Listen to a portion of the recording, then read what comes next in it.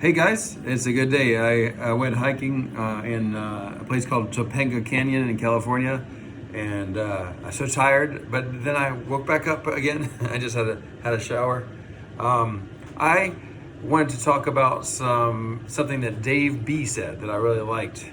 Um, he's been he's been at it for about 6 months, I believe, which he's doing better than I did when I had tinnitus.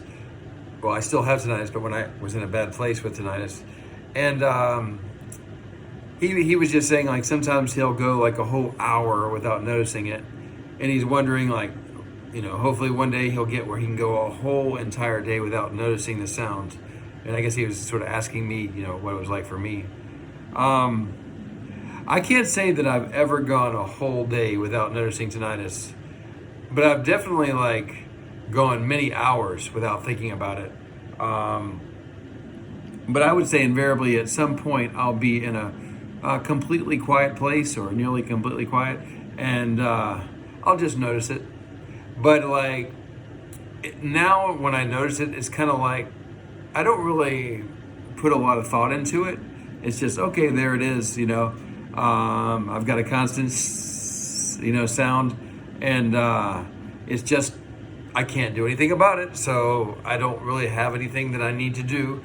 I do believe there will come some time in the future where I go a whole day or maybe longer without noticing it at all.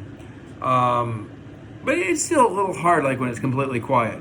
What I can say about when it's completely quiet is if I get where I'm talking about, or no, if I get where I'm doing something, I'm just making it more quiet here. If I get where I'm doing something, um, it's I'll get where I'm just not thinking about it at all, even in the very quiet room. So like, I stopped and listened to it just now, and I would say it really has gotten even more into the background. But this is like almost 2.5 years later. Like that didn't happen very quickly.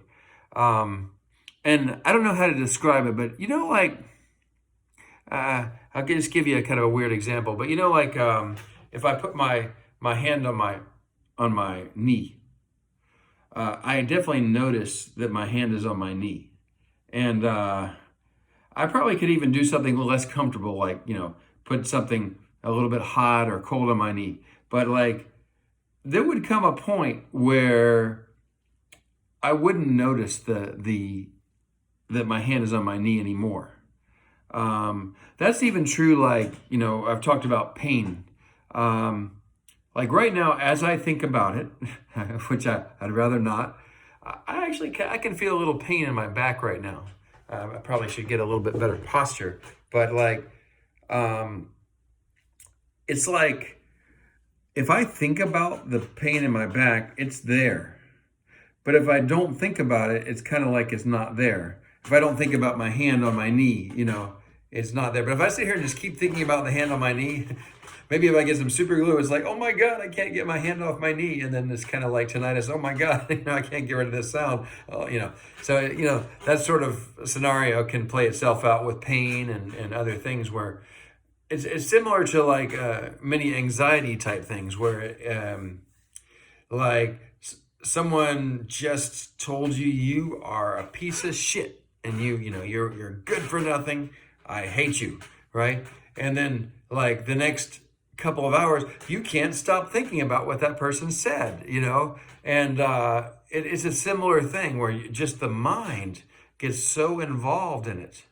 But the sound is constant for most people. I know it can be changing for some people too, but and it's kind of like your hand on your knee. It's like, do you really need to think about it? It's going to keep being there, or your foot on the floor or your butt on the seat. Oh my God, my butt's on my knee on the seat. What can I do about it? Well, I guess I could stand up in this case, but you know what I mean? It's like your mind gets fixated on this thing, and that's the problem. So as you learn to just say, well, I guess it's always going to be there. And that's a hard thing to accept. That's a big pill to swallow, isn't it? To say, I mean, maybe it will go away. Maybe we'll find a cure. Maybe you'll get lucky in some way and it goes away, or, but that's a hard pill to swallow. Maybe it's not going to go away, and maybe I don't really need to do anything about it. It's kind of like I've got a hand on my knee or my, something where maybe I don't need to think about it so much anymore. Maybe it's not something that I have to solve.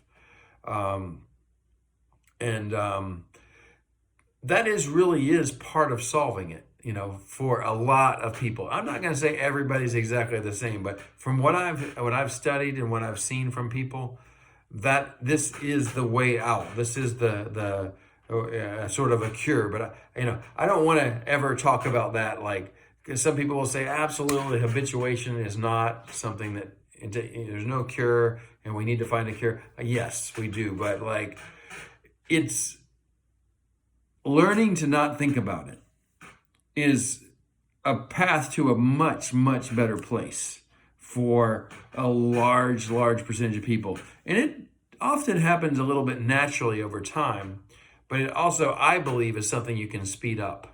And, I've made a lot of videos about that. How do you speed up the not thinking about it? And first, you say, it's not going to hurt me. It's not going to hurt me. I'm okay. I can walk around and talk and eat and drink and exercise. And, you may not be perfect in your body, but there's a lot you can do besides think about it. And you're okay. You're fine. And you can accept it for now. Maybe it will go away, but you can say, okay, this is something that I have to accept for right now. Because as you accept it, that is like a crucial step in being able to say, I don't have to think about it so much anymore. I accept this now. I've filed it away in this place of things that I can't solve right now.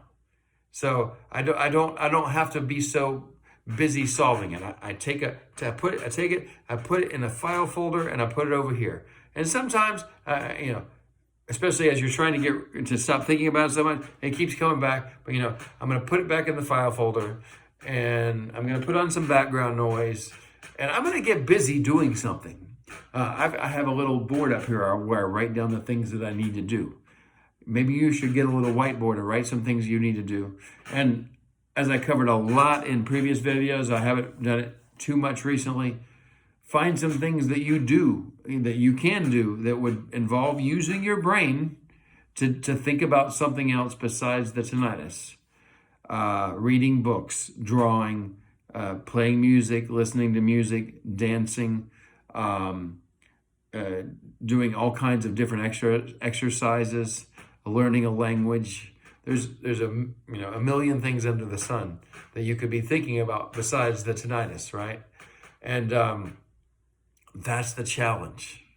That's the challenge. And so Dave B was just saying he's actually gotten to the point where he's goes a whole hour and he didn't even think about it. But I'm sure before it was really hard for him.